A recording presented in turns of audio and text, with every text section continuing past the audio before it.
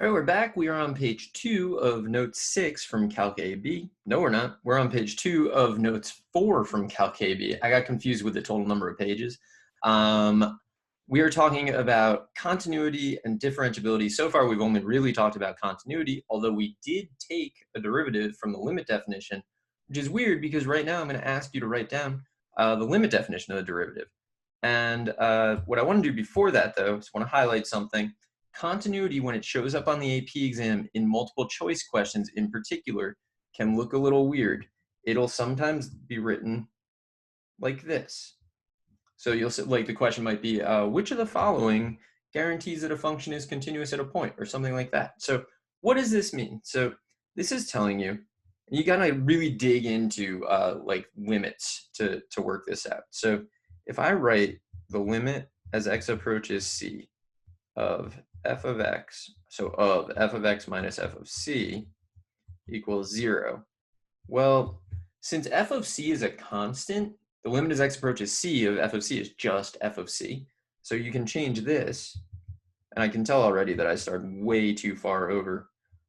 You can rewrite it like this, right, where like that's in parentheses, and then minus, those parentheses are so mismatched. Let me, here, okay, and then minus f of c equals 0. Now I'm going to use a little magic here and move this over as if I was doing it in the right place to begin with.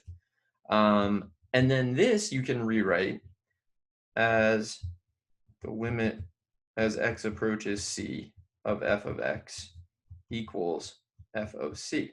And if you're able to say this, then f of c must exist. The limit as x approaches c of f of x must exist. And since they're already stated to be equal, function must be continuous. So you will see this sometimes on, in particular in multiple choice questions. It's kind of a weird, I think it's kind of a weird way to write it, but it's like a super good way to write it on a multiple choice thing when you're trying to see if people really understand things. So put that one in your brain, don't forget it. It'll come up kind of over and over again. All right, so this box here is asking us to fill in the blank with the limit definition of the derivative, use the H version. So there's two different versions. In the previous video, I used the other version, which I'll write next to it. But this one is the most commonly used. I don't really know why, but here we go. So yeah, all right. So f prime of x is going to be the limit as h approaches 0 of f of x plus h minus f of x, all divided by h. Super important, okay? So this is the limit definition. You need to never, ever, ever forget it. Let's highlight around the edges of the box because it's obnoxious to highlight an entire box. Okay, so we want to know this backwards, forwards, for this to exist. So it's a limit, right? So since it's a limit, for this to exist, the limit from the left has to equal the limit from the right. Like they can't be different. So even though like 99% of the time, you don't think of this as a limit from the left, limit from the right situation, it's those key other times, that 1 in 100 time where you really need to dig into it, and we're gonna make you do that. So the alternative definition is more often used to evaluate. So this, we could take x, you could replace x with like 3. F prime of 3 is the limit as h approaches 0 of f of 3 plus h minus f of 3 over h. Totally fine. You plug in any value you want. You will often see this. So you'll often see f prime of a is the limit as x approaches a of f of x minus f of a over x minus a. This is like an alternative definition, an alternate definition. I don't know, whatever you want to call it. It works totally fine. This is what I noticed in the previous problem and then used in the previous problem. Be on the lookout for this. This version here is just way more common. So that's why we're going to use it more often, I would say. It's not always easier, though. In fact, the other version is almost always easier. But we're going to use it. We're going to use this definition because I think we should. So let's see. Problem. Let f of x equal piecewise functions always. 2x plus 3 when x is less than or equal to 1, negative 3x plus 8 when x is greater than 1. Is f of x differentiable at x equals 1? Use one-sided limits to justify your conclusion. Okay, so, I mean, you can, if you wanted to, you could graph this thing. Do we need to graph it? I don't know. All right, I'm gonna fake graph it. It looks, it's like this, and then it's like more, it's a little steeper that way. And then this will be at 1 comma, I don't know, 5, yeah. Okay, so it's actually continuous. You can like tell just by looking at it, but also the limit as x approaches 1 from the left is 5. The limit as x approaches 1 from the right is 5, which means the limit as x approaches 1 of f of x is 5. And also f of 1 is 5. So continuous. All right, differentiability though is the question. You could tell it's not differentiable. So the answer is no, not differentiable.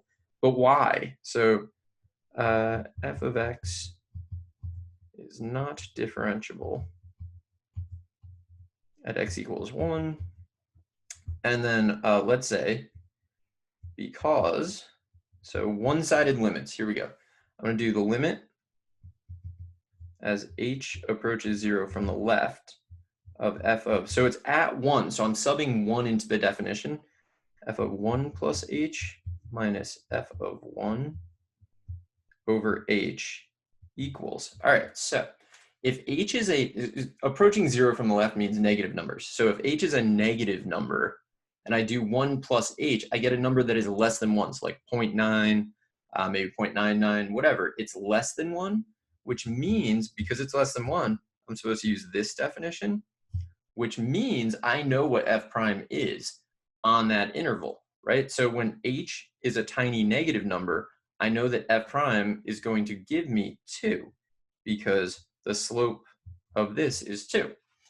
And so that's part of it, right? So I found the limit from the left. So I'm going to say while. I like to put while in between these. You could put but, you know, the limit as h approaches 0 from the left worked out to 2, but the limit blah, blah, blah, therefore the limit doesn't exist. That's like where we're going. So I like to use while. I think it sounds, you know, smarter. You like to class up your answers when you can. F of 1 plus h minus f of 1 over h. Okay, so if h is a tiny positive number, because we're approaching 0 from the right, so positive numbers, then 1 plus h is bigger than 1, which means the definition we should use is this definition. We can tell by looking at it that at that definition that the derivative is going to be -3.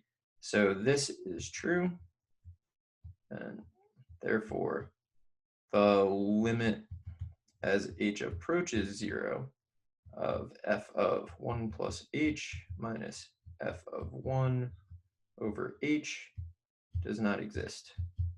And we got it. So should I say additionally that f prime of 1 doesn't exist? Like maybe, but I already said it doesn't exist because I said f of x is not differentiable at x equals 1. I think this is a good answer. So I'm gonna leave it there. I overthink my answers, you'll find. All right, so let's see.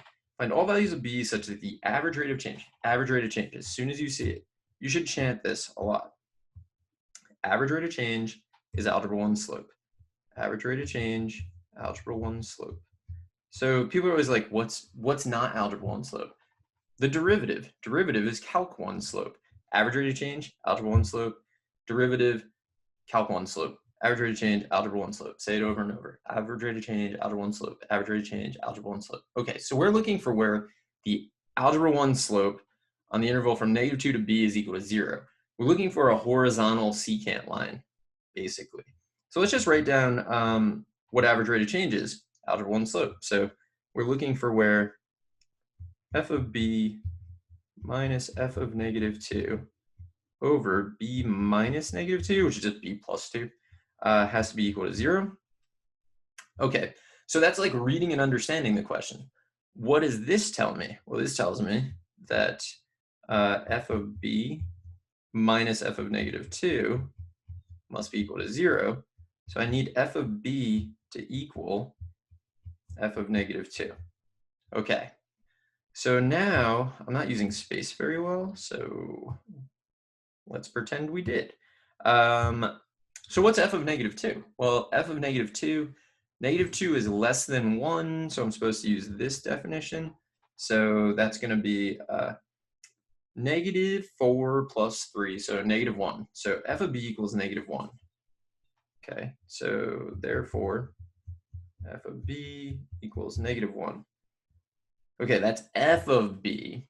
So now what I want to do is I need to figure out where the function, and we kind of like, we inadvertently graphed it. Not inadvertently, I mean like we sort of meant to, but whatever. We graphed it. I need to know where this function equals -1. So you can see that there's only going to be two places because each branch is linear and a linear function can intersect a y value at most once. So we're kind of going like, go straight across, and we're looking for either of these two places. But this is going to definitely be when x equals -2, because that's what we plugged in. So the only possible answer is here. We want this value. So I need to figure out what x value makes that happen. Well, that comes from this branch. So I'm going to stop using that gross color. I think it's gross. So I'm going to say that -3b plus 1, because I plug plus 1, plus 8. Because I plug b into the definition. So -3b plus 8 has to equal -1, which means b is subtract, you get -9, divide by -3, you get +3. So I think that this is the only answer to the question. I think that is all values of b. The other value of b potentially would be -2, but like it's not an interval. That's actually a point. You wouldn't be able to find the average rate of change at one point. You can only find instantaneous. And then you have to invent calculus, which is sort of what we're doing right now. So that's good. Solve the equation f of x equals 0. All right, we got this. So f of x equals 0. It could happen on either of the branches. So we're just going to do 2x plus 3. So we do have to worry about extraneous solutions. So I'm going to say if x is less than or equal to 1, I'm looking for 2x plus 3 to equal 0, which means x is -3/2, which is in the interval. So this is one possible solution. If x is greater than 1, then I need -3x plus 8. Did I do that before? Oh, I did. Okay. -3x plus 8 to equal 0, which means x would have to be -8 divided by 3, -3, so 8/3, which is in the interval x is greater than 1. So you have to watch out for extraneous solutions. Like it's possible you solve one of these, x has to be greater than 1. You solve that branch equals 0 and you get like x is -10. -10 is not greater than 1, so it's extraneous and you just ignore it, or you like make a statement about like, oh, we found an extraneous solution, whatever. All right, so this is some good calculus stuff. Make sure you know the limit definition. Make sure you know both of them. I would say the H one is like 4/5, maybe more, like 7/9. I don't know, some made up number, but a lot more common. But f prime of a, being the limit as x approaches a of f of x minus f of a over x minus a, has saved me countless hours over the years. So make sure you also know that. They're both just the limits of the slopes of secant lines. But you got to know everything. And we have this weird definition of continuity. So I'm going to stop the video here. I will be back in the next video to keep going on these notes. And I hope you are finding this kind of helpful. So see you then.